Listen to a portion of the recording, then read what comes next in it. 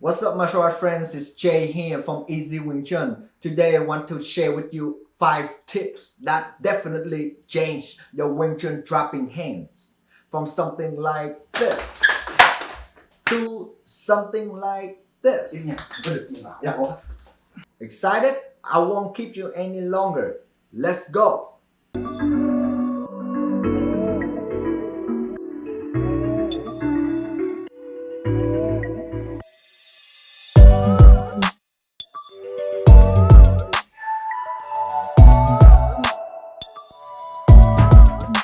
One of the main reasons why trapping hand doesn't work is because you try so hard. I used to like that too, because who doesn't want to, throw out combos and smooth transactions, control the guy entirely, flow like water, be like Bruce Lee kind of thing, right? Who doesn't want that? I want it, so I used to make the same mistake too. But think about that. When the guy punch, it's fast. It's not like he punch in slow motions. And when you see the punch coming, then your eyes will send signal to the brain and process the data. Okay, he punched with his right arm, it's a straight punch. And then the brain will figure out, okay, I need to use the right hand to do a pass out kind of thing, right?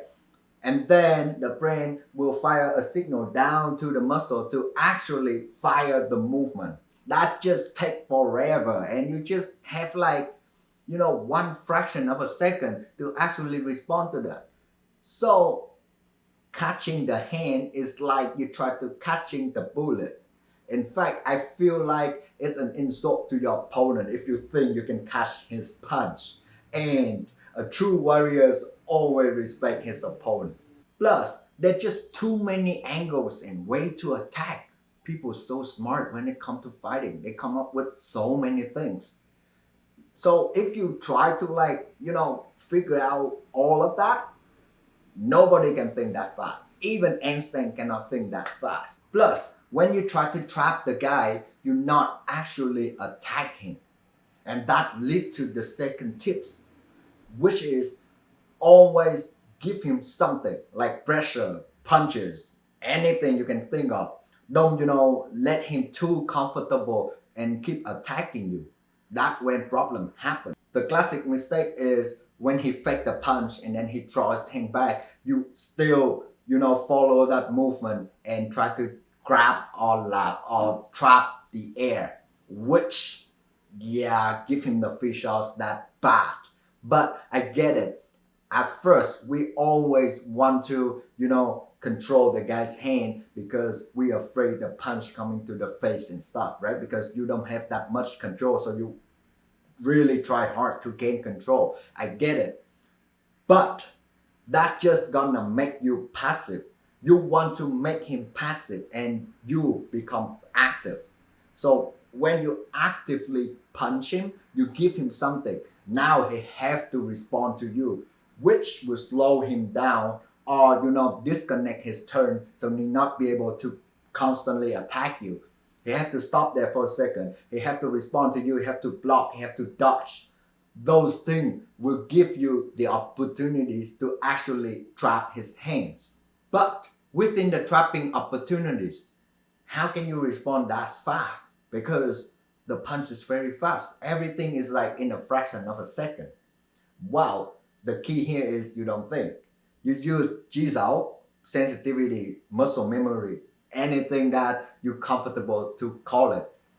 Basically, you teach your body, you teach your muscle to respond to certain pressure with specific patterns. Basically, you try to replicate the response when you draw the hand back when touching the hot stove. It's fast, right?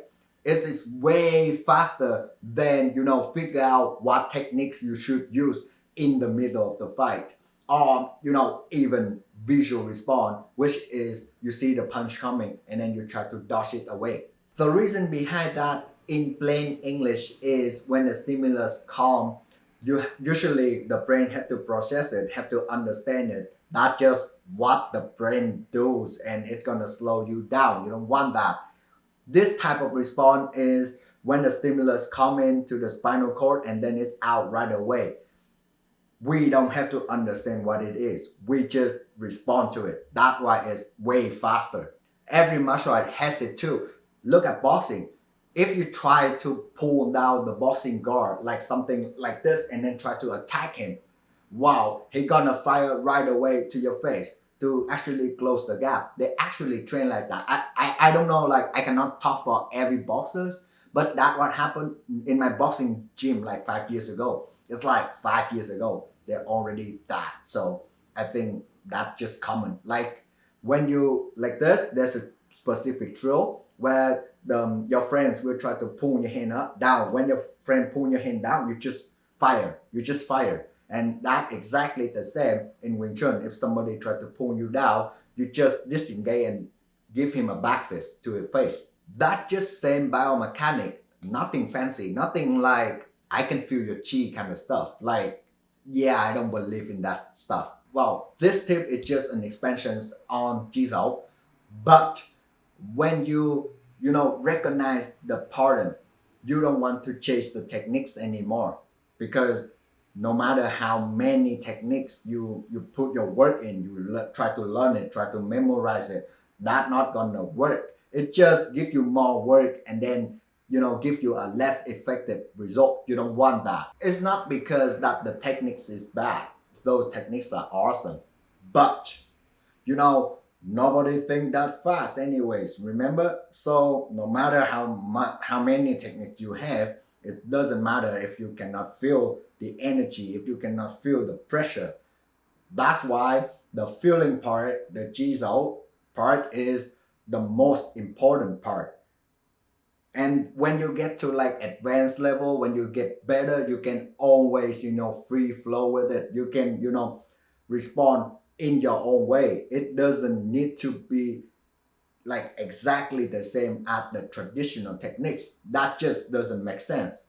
If you think about that, like the whole Wing Chun game is built around it, is built around the touching hand situations. Back then, I guess, in the touching hand situation, our ancestor, okay, see a certain effective pattern, then they isolate it and they turn it into the techniques so that they can train, so that they can pass it to the student. But the main thing is the concept. The main thing is the feeling part. When you take the techniques and you don't actually learn the concept, it's such a waste. And in fact, it's very good for you to, if you're a beginner, you want to start, then you have to learn the techniques. You have to know a certain way to attack. You have to know a certain way to understand the concept, the philosophy behind the art.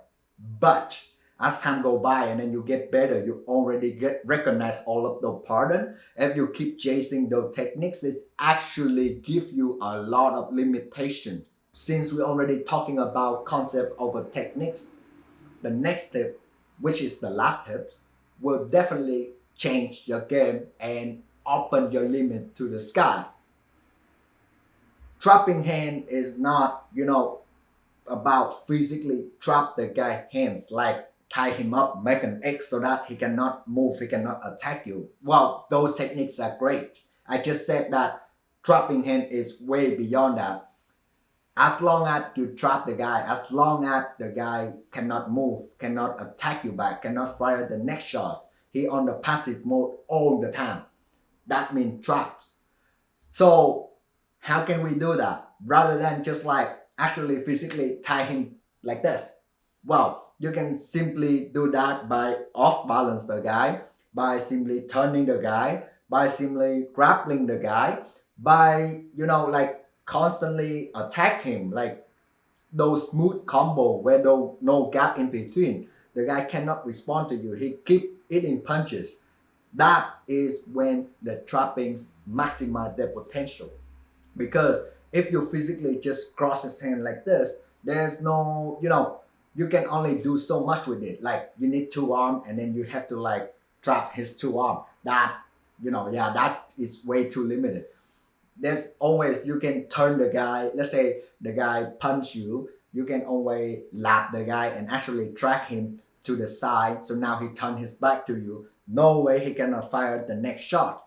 Or, you can, go behind him, take his back, like suplex him, get him to the ground, something like that. He cannot attack you back. Let's say you You open him up, you go right into the center, you keep, chain punch him. He cannot do anything back. This kind of thing is trapping. Like Wing Chun is more conceptualized than you guys expect. In my opinion, I feel like it's like a foundation. It's like a bunch of concepts, and then you take those concepts and you actually apply to what you're doing. That how flexible Wing Chun could be. That's why I call it easy Wing Chun, because I want to simplify it as much as possible, because I know a lot of you guys want to learn Wing Chun, want to defend yourself, but you don't have time. You don't have you know enough time to invest in, enough time to do research. That's why I'm here to help you to simplify the stuff so that it work way for you. But I can only help you so much. The other 50% is all about you. So if you already use this method, please share with others how it changed your trapping hands game. Me and others would love to hear about you. Rather than that, you know what I always say? Enjoy your week and make sure you train hard. Easy Wing Chun out.